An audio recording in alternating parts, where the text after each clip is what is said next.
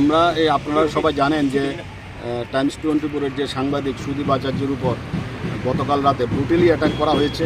ওকে মানে প্রাণে মারার জন্য, প্রাণে হত্যা করার জন্য ওকে ব্রুটালি ছবিগুলি এই দেখেন কীভাবে ওকে মারা হয়েছে।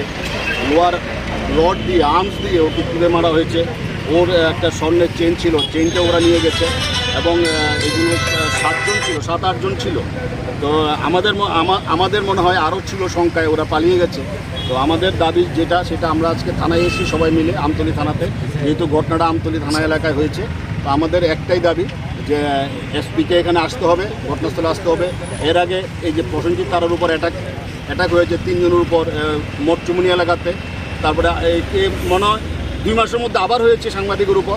তাহলে কি শহরে কি সাংবাদিকরা কাজ করতে পারবে না? আমাদের আজকে আমরা পথে বসতে বাধ্য হয়েছি। আমরা আজকে আমতলী থানার সামনে ধর্নায় বসেছি, কারণ একটাই আমাদের দাবি, এসপিকে আসতে হবে। এসপিকে আমরা জিজ্ঞেস করবো যে রাতের বেলায় তাহলে সাংবাদিকদের পুরো নিরাপত্তা থাকবে না, যে যা খুশি যখন যা খুশি মেরে দেবে।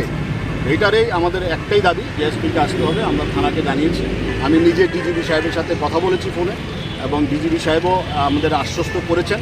তো আমরা জানি যে সাংবাদিকদের উপর হত্যার ব্যাপারে সবাই আমাদের সাথে থাকবেন, আমাদের পাশে থাকবেন।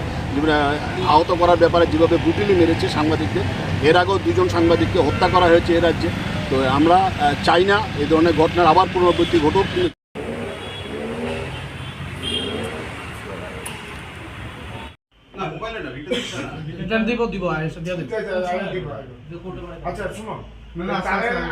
আমি ত্রিপুরা ফটো জার্নালিস্ট অ্যাসোসিয়েশন থেকে আজকে আমরা আমতলী পিএসএ আমরা আইছি বিকজ অফ আমরার সঙ্গী, আমরা সাথী, আমরা মেম্বার টিপিজের সুজিত আচার্যী, সে কালকে রাত্রে আক্রমণের শিকার হয়। কিছু 6 থেকে 7 জন দুর্বৃত্ত তাকে মানে হঠাৎ করে সেটা চেস করে তার বাইক ধাক্কা দিয়ে ফেলায় দেয় এবং তারা প্রচণ্ডভাবে মারে। সে এখনও ট্রমার মধ্যে আছে, সে জীবিত আছে, তার সিটি স্ক্যান এবং আরও বিভিন্ন আনুষঙ্গিক পরীক্ষা চলছে। তো এখন সমস্যা হইতেছে যে আমরা রাত বিরেতে বিভিন্ন সময়ে অ্যাসাইনমেন্টে বেরিতে হয়, বিভিন্ন কাজ করতে হয়। আমরা যদি আক্রান্ত হই নিউজের কারণে, তো আমরা নিউজটা কে করব? এবং চতুর্থ স্তম্ভ বললে আমরা খুব শুনি যে এটার খুব পাওয়ার এবং অনেক এটার স্ট্রেংথ আছে। কই, আমি তো কাগজে কলম, এটা তো দেখতেছি কাগজে কলম চতুর্থ স্তম্ভ, এটা তো সেই অর্থে চতুর্থ স্তম্ভের কোনো প্রভাব আমি দেখতেছি না।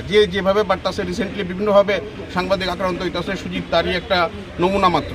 এবং সে প্রচণ্ড মৃতভাষী এবং সহজ সরল ছেলে, তার মতো লোক যদি আক্রান্ত হয় তাহলে আর এই প্রফেশন আগামী দিনে আমার মনে হয় থ্রেটের মুখে। এবং এই প্রফেশনে থেকে কতদিন কীভাবে সম্মান নিয়ে কাজ করা যাবে তা নিয়ে আমার প্রশ্ন আছে। আমরা আজকে আমতলী থানাতে ডেপুটেশন দিছি এবং দোষীদের খুব কঠোরতর শাস্তির লেগে আমরা আবেদন জানাচ্ছি।